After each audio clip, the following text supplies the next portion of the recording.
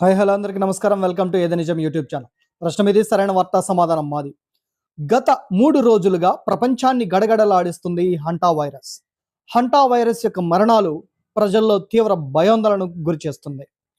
మరియు నిన్న WHO ప్రపంచ ఆరోగ్య సంస్థ రిలీజ్ చేసినటువంటి ప్రెస్ బులెటిన్లో సుస్పష్టంగా ఇది మనిషి నుంచి మనిషికి వ్యాపించేటువంటి అవకాశాలు మెండుగా ఉన్నాయని తెలియజేసింది. మరి ఈ హంటా వైరస్ ఎక్కడి నుంచి వ్యాపిస్తుంది, ఏంటి దీని లక్షణాలు, దీనివల్ల మరణ రేట్ ఎంతవరకు ఉంటుందనేటువంటి విషయాన్ని మనం ఇక్కడ తెలుసుకునేటువంటి ప్రయత్నం అయితే చేద్దాం.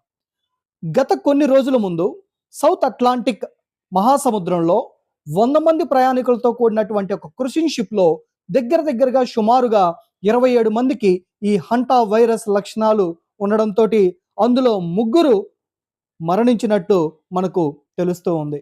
ఆ 3లో 2 భార్యాభర్తలు కాగా, మొదటిగా భర్త ఈ హంటా వైరస్ లక్షణాలతోటి మరణించిన అనంతరం కొద్ది రోజుల్లోనే భార్య కూడా న్యూమోనియా వంటి లక్షణాలతోటి, అంటే ఈ హంటా వైరస్ లక్షణాలతోటే మరణించినట్టు మనకు తెలుస్తుంది.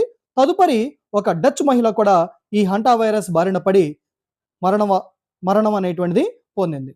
తర్వాత ఈ లక్షణాలు ఎలా ఉంటున్నాయి, దేనివల్ల ఈ హంటా వైరస్ కలుగుతుంది అనేటువంటి విషయాలు తెలుసుకుందాం.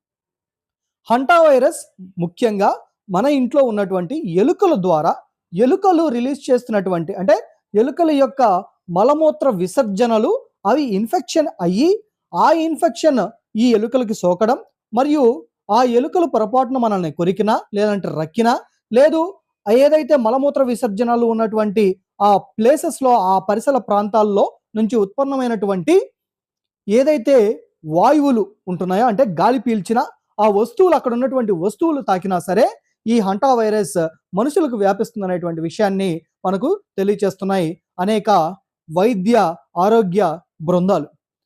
ఈ వైరస్ సోకినటువంటి మొదటి రోజుల్లో లక్షణాలు ఏ విధంగా ఉంటున్నాయంటే జ్వరం, తలనొప్పి, ఒళ్ళు నొప్పులతోటి స్టార్ట్ అయ్యి చివరి దశకు వచ్చేటప్పటికి కంప్లీట్గా మన లంగ్స్, అదేవిధంగా కిడ్నీస్ కూడా వాటి వల్ల ఇన్ఫెక్షన్ జరిగి లాస్ట్ స్టేజ్లో బ్లడ్ బ్లీడింగ్, అంటే వామిటింగ్స్ ఆఫ్ బ్లడ్స్, అంటే బ్లడ్ కక్కుకొని చనిపోయినటువంటి పరిస్థితులు ఉత్పన్నమవుతాయని మనకు ఈ వైద్య ఆరోగ్య సంస్థలు మనకు సుస్పష్టం చేస్తున్నాయి.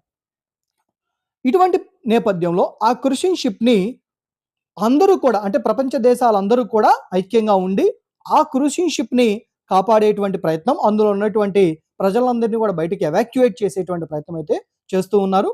నిన్న WHO ప్రపంచ ఆరోగ్య సంస్థ తెలియచేసినటువంటి మరియు రిలీజ్ చేసినటువంటి ప్రెస్ బులెటిన్లో క్లియర్గా మెన్షన్ చేస్తుంది, ఇప్పటికే 3 చనిపోయి ఉన్నారు. ఇది ఖచ్చితంగా మనిషి నుంచి మనిషికి వ్యాప్తి చెందుతుంది. ఇది కూడా సేమ్ మనకు కరోనా వైరస్ ఎలా అయితే మనిషి నుంచి మనిషికి వ్యాపించిందో ఇది కూడా అలానే వ్యాపిస్తుంది.